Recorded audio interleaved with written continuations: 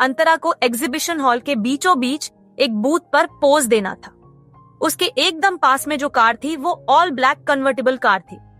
ये कार बेशक शानदार और मजेस्टिक दिख रही थी। अंतरा को कार्स के बारे में ज्यादा कुछ पता नहीं था, लेकिन वो कार देखकर अंतरा ये तो पक्के से कह सकती थी कि इसे खरीदना किसी आम आदमी की औकात के बाहर था। अंतरा ने अपनी पोजीशन ले ली। उसे हाई हील्स में बैलेंस बनाने में अभी भी दिक्कत आ रही थी। शो बस शुरू होने वाला था। दूसरी तरफ लगभग सारे गेस्ट आ चुके थे। एक दो ग्रुप एंट्रेंस से अंदर आ रहे थे। उसमें से एक ग्रुप में रुद्र आहूजा भी था। शो के होस्ट ने प्रस्तावना शुरू की और सारे गेस्ट को वेलकम किया। उसके बाद कुछ देर तक अलग अलग लोगों की स्पीचेस चली और फिर आखिर में सारी लाइट्स बंद हो गई और अंधेरा हो गया। कुछ सेकंड्स बाद स्टेज के बीच वाले हिस्से में गोलाकार में स्पॉटलाइट चमकी।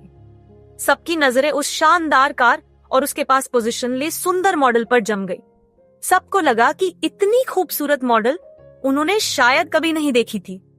उस कार की तारीफ में होस्ट ने कहा कि सबसे पहले पेश है आज के शो का बादशाह। इस कार का रूप चुस्त और सुडौल है। ये ताकत और श्रृंखला का सर्वश्रेष्ठ मेल है। मिस्टर ऋषभ मलिक ने पूरे 3 सालों तक खुद को इसकी इंजीनियरिंग और डिजाइन पर काम करने में समर्पित कर दिया था। जिस कार की होस्ट बात कर रहा था उसके पास और कोई मॉडल नहीं बल्कि अंतरा थी। स्पॉटलाइट की रोशनी इतनी तेज थी कि अंतरा को स्टेज के नीचे कितने लोग बैठे हुए हैं, क्या हो रहा था, कुछ समझ नहीं आ रहा था। उसे उसके आसपास बस सफेद रोशनी दिख रही थी। अंतरा खुद का बैलेंस संभालने के लिए जूझ रही थी, लेकिन अंतरा को ख्याल आया कि एक तरह से अच्छा ही है कि वो ऑडियंस को देख नहीं पा रही हैं, वरना वो पक्का नर्वस हो जाती। अंतरा ने जो ड्रेस पहनी थी वो बेहद सुंदर और अनोखी थी, लेकिन वो ड्रेस अंतरा के शरीर से कुछ ज्यादा ही चिपकी हुई थी, जिससे वो अनकंफर्टेबल फील कर रही थी।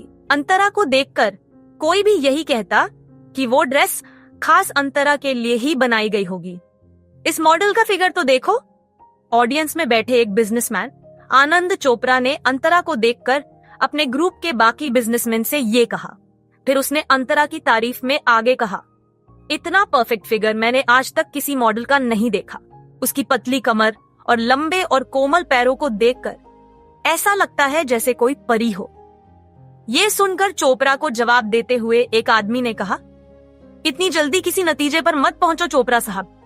आजकल औरतें अपना फिगर परफेक्ट दिखाने के लिए पता नहीं क्या क्या चीजें इस्तेमाल करती हैं। इसके जवाब में चोपड़ा ने मुस्कुराते हुए कहा कि मुझे तो ये मॉडल काफी पसंद आ गई है, इसका कांटेक्ट नंबर मिल जाए बस। ये सुनकर उस दूसरे आदमी ने हंसते हुए पूछा, चोपड़ा साहब आप यहाँ पर कार्स देखने आए हो या मॉडल्स? ये सुनकर पूरा ग्रुप हंसने लगा। तुम्हारा क्या कहना है रुद्र? चोपड़ा ग्रुप के एक आदमी ने रुद्र से पूछा। रुद्र कब से उन लोगों की बातें सुन रहा था। बाकी लोगों ने उस मॉडल को पहचाना नहीं था, लेकिन रुद्र पहचान गया था कि वो कौन थी। रुद्र ने कुछ जवाब नहीं दिया तो उस दूसरे आदमी ने चोपड़ा से कहा, लो ये भी उस मॉडल को देखने में खो गया। चोपड़ा साहब लगता है आपका कंपटीटर आ गया है मैदान में। उसकी आवाज से रुद्र अपने ख्यालों से बाहर आया और बेरुखी से जवाब देते हुए बोला, औरतें क्रूर होती हैं, वो हमेशा अपनी खूबसूरती के पीछे अपना असली चेहरा छिपाती हैं। ध्यान रखना चोपड़ा साहब, औरत कभी भी धोखा दे सकती है। ये सुनकर चोपड़ा ने जवाब देते हुए कहा कि तो मुझे कौन सा किसी से प्यार करना है और जिंदगी साथ बितानी है? ये सुनकर रुद्र ने चोपड़ा से कहा, और अगर वो शादीशुदा निकली तो? आगे की कहानी जानने के लिए देखिए अगला एपिसोड सिर्फ पॉकेट FM के YouTube चैनल पर, और मिस्टर शैडो के सारे एपिसोड्स को सुनने के लिए डिस्क्रिप्शन में दी लिंक से डाउनलोड करें पॉकेट FM ऐप।